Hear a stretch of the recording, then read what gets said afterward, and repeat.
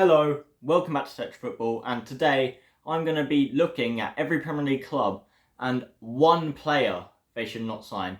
As you know, the transfer window is here, and Premier League fans are excited as a child in a candy shop, but today I'm going to be picking for each club that one piece of candy they shouldn't take, because if they do eat it, they're going to get food poisoning for a month. Anyway, let's get straight into this, starting with Arsenal. And this might come as a shock because people might think this would be a good signing, but I've gone for João Cancelo. They've been linked with him, but I think the reasons Pep got rid of him for, the fact he had a bad attitude and fell out with the club and whatever, I think that is enough reason for Arsenal to avoid him, despite him having the playing ability of one of the best fullbacks in the world. I think that attitude problem is big for Arsenal not signing him, because Arteta is big on players having the right mentality, and he doesn't seem like he fits that bill. And although Arsenal are trying their best to be the City B team, basically, Cancelo is not one they should be going for. Next up then, Aston Villa, Harry Maguire, the links to him. I mean, it could be a move to help him get his confidence back, but at the same time, when Villa are now competing in Europe, they don't want to bring in as big a risk as Maguire.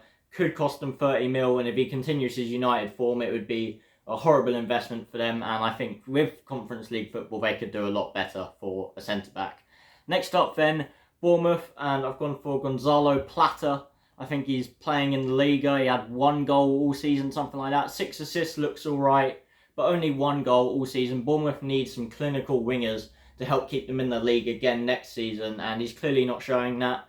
He is a young player though, so it could be alright, but I think Bournemouth need to be steadying the ship in the Premier League for making more risky signings like that first.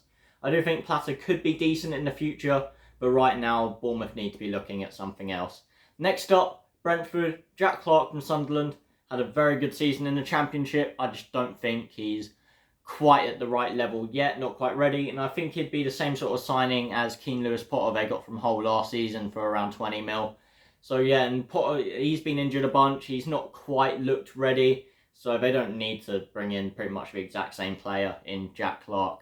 Next up then, Brighton, and I've gone for Levi Colwill, and I actually think it'd be brilliant if they sign him, but currently Chelsea aren't looking to sell him, so Brighton would have to pay a ridiculous amount. If it goes over 40, then Chelsea would have absolutely scammed Brighton, and Brighton, they've always been smart in the transfer window. Going in with more than 40 million for Colwill would not be smart at all and go against everything else the club has done so far in their time in the Premier League. So Colwill, if they can get him for under 40, great deal, but if they're going in for him and Chelsea want way over 40, just leave it. Next up then, Burnley. I've gone for El Bilal Traore, the attacker, and I just don't think he's Premier League ready. I mean, he's the type of player company's been bringing in and working well with, but I don't think he's Prem ready, and I don't think he'd be good enough to keep him in the Premier League next season. Next up then, Chelsea, João Felix. I mean, he was Chelsea's best player when he was there, but Atletico wanted ridiculous amount. I mean, he's in their plans for when they eventually get rid of Simeone, which was supposed to be at the end of this season. It's in their plans for him. And yeah, I just don't think that would be a smart signing for Chelsea, because they would have to absolutely break the bank to get him in. Although Todd Bowley isn't afraid of doing that much for Felix, when although he looked good for Chelsea, there's no way he would have been worth over 120 million. And Atletico, they'd probably want 160 at least. So yeah, Felix wouldn't be a smart signing for Chelsea, so stay clear, Chelsea. Next up then, Crystal Palace. I've gone for Aaron Wan-Bissaka. Palace do need a right back, which is why this signing could work. But with Roy Hodgson, the way they were scoring goals, and next season they want to continue doing that. And Wan-Bissaka is such a one-dimensional right back. He's ridiculously good at 1v1 defending, maybe the best 1v1 defender in the world. But on the ball, he just flat out isn't good enough. And with the progressive football Palace are trying to play, I think they need to find someone else who can play with the ball at their feet a lot better at right back. Next up then, Everton. I've gone for Scott McTominay. I mean, he's the type of 30-40 million signing Everton have been making for years that have dragged them down into this almost relegated team they are now. And yeah, I think another signing like that, you could say they need midfielders. I don't think it's their priority position. A signing like that for 30-40 million when they're barely avoiding relegation wouldn't be good enough at all. Next up then, Fulham. Dan James, had him on loan, looked alright at times, but overall still showing that lack of end product. So I think bringing him would be useless next season. I mean, they will want better squad depth to try and push on from their 10th to get into Europe. But but I think a signing like Dan James is not what they need to be doing. Next up then, Liverpool, and they've got the likes of Tete linked to them, although I think it'd be underwhelming, but not a rubbish signing. They've also got Rice and Caicedo, I think would be bad, because that's just too much money for one player when Liverpool needs several. But the one player I'm picking for Liverpool is going to be Calvin Phillips. He's just not good enough. There's been accusations he's overweight, not in shape. He can't even get a sniff of the City team. So Liverpool want to actually get back up to challenging City. Why sign someone who can't even get near their team? So Calvin Phillips, just steer clear Liverpool. Next up then, Luton. I've gone for Mark Travers. I mean, he's a goalkeeper that conceded 9 in one Premier League game. And since then, he hasn't been able to get a look in past Neto in the Bournemouth goal. I do think Travers could be a fairly decent keeper eventually, but to stay up in the league, Luton, I think, would need a lot better than him currently. I think Travers could do with a season or two in the Championship first. Next up then, Man City, and there's absolutely no one. The players they're linked with, Kovacic, I think he'll be a good signing. Guardiola, I think he'd be brilliant as well, and that's pretty much it with who I could find they're linked with. I think they'd both be brilliant signings, so yeah, City, no one they shouldn't sign that they're linked with. Next up then, Man United, I've gone for Pickford. They do need an upgrade on De Gea, and for me, Pickford just isn't it. Although he looks very good for Everton, that's because he's got so many opportunities to make these saves. I think overall, he's not a Champions League level keeper, and definitely not a Man United keeper for next season, where they're competing in the Champions League, trying to get top 4 again. You can find someone better than Pickford, Man United. Next up then, Newcastle. I've gone for Scott McTominay. And now I don't hate McTominay. I mean, he is Scottish. No, sorry, Scottish fans. I don't hate Scotland.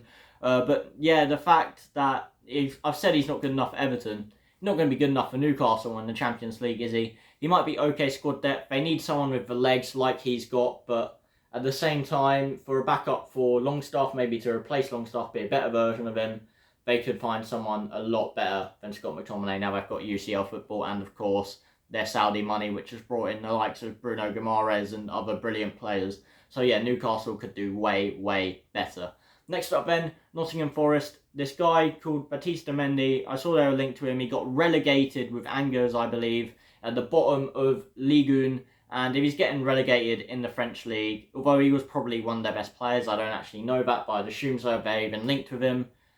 He's just not good enough, and it's the type of random signing Forest are making next season, when really this season they need to steady the ship, and that's not the type of signing that will do it for me.